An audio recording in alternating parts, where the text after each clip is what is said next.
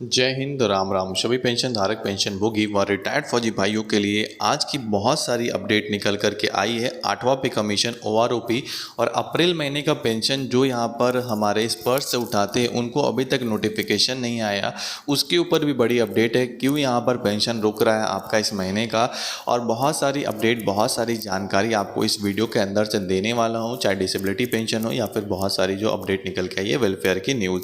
Channel को subscribe कर लेना है, आपको घंटी को दबा लेना है ताकि आने वाले समय में आपको जितनी भी जानकारी ओआरओपी एरियर वेलफेयर की वो मिलते रहे। चलिए न्यूज़ की ओर बढ़ते हैं, सब कुछ आपको बारीकी से समझाते हैं। तो सबसे पहले जो न्यूज़ निकल के आ रही है ये यहाँ पर निकल के आ रही है डिसेबिलिटी पेंशन के ऊपर सुप्रीम कोर्ट का बड़ा आदेश। जी हाँ, आपने बिल्कुल सही सुना। एक यहाँ पर हमारे भूतपूर्व सैनिक थे जो कि यहाँ पर रिटायर्ड किए थे 1989 में, और उनको जो है 20% से कम डिसेबिलिटी थी और उन्हें जो है बोर्ड आउट कर दिया गया था। यानी कि 20% से कम डिसेबिलिटी फिर भी बोर्ड आउट किया गया और उन्हें पेंशन भी जो है कम मिल रहा था, जिसके कारण यहाँ पर जो है सुप्रीम कोर्ट ने एक नया आदेश दे दिया।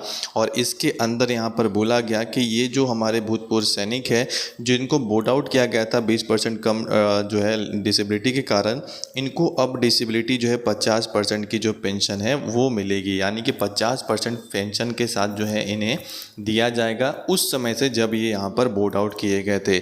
यानी कि 1989 से लेकर के अगर देखा 1988 लगभग जो है 1988 के लगभग जो है ये रिटायर्ड हुए थे, और उस समय से लेके अभी तक, यानी कि अभी तक जो है उनको जितना भी एरियर है 18% इंटरेस्ट के साथ दिया जाएगा। पहला तो ये हुआ आदेश। दूसरा कि लाइफ टाइम, यानी कि अब जितनी भी यहाँ पर जो पेंशन आएगी उसमें 50% ही मिलेगा बढ़ा करके। यानी कि पहले का एरियर, इंटरेस्ट और साथ में अब बढ़ा हुआ 50% का यहाँ पर जो भुगतान इन्हें किया जाएगा। तो एक बहुत ही अच्छा आदेश यहाँ पर निकल के आया है। दूसरी खबर जो निकल के आ रही है, 8वां वेतन आयोग में 42 प्रमुख पदों पर यहाँ पर नियुक्ति की जाने वाली है। जी हाँ, आपने बिल्कुल सही सुना।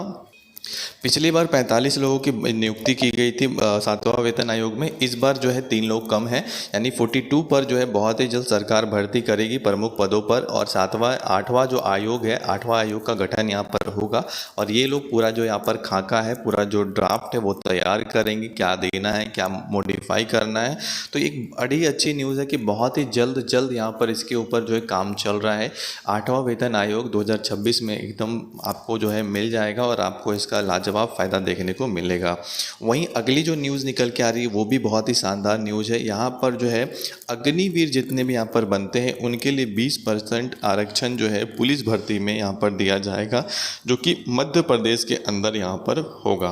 यानी मध्य प्रदेश सरकार से यहाँ पर जो अपील किया गया है हमारे गृह मंत्री के द्वारा, गृह मंत्रालय के द्वारा, कि जो अग्निवीर है उनको 20% आरक्षण दिया जाए। अग्निवीर को किसमें, तो जो पुलिस की भर्ती होती है मध्य प्रदेश के अंदर उसमें दिया जाए। और भी बहुत सारे जो राज्य हैं उनमें भी ये इम्प्लीमेंटेशन हो रहा है। कुछ राज्यों ने यहाँ पर किया है, जैसे हमने पहले बताया। अभी यहाँ पर एमपी ने भी यहाँ पर जो है बोला है कि हम भी यहाँ पर आपको देंगे।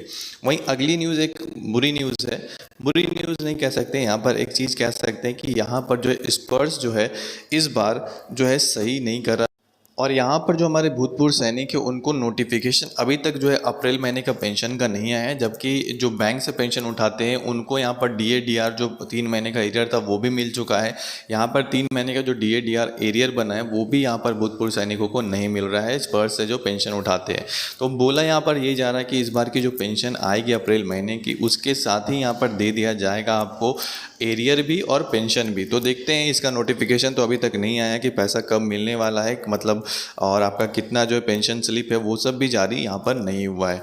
इसके अलावा एक अच्छी खबर ये यहाँ पर निकल के आई है कि जितने भी यहाँ पर भूतपूर्व सैनिक है, अगर उनके बाद उनकी जो उनका जो कोई डिपेंडेंट नहीं रहता है जो यहाँ पर पेंशन उठाए, चाहे उनकी वाइफ हो या फिर कोई भी फैमिली मेम्बर, तो उनकी जो बेटी है, जो विधवा है, विडो है, या फिर जिनकी शादी नहीं हुई, उनको जो है यहाँ पर पेंशन दिया जाएगा पूर्व सैनिक का।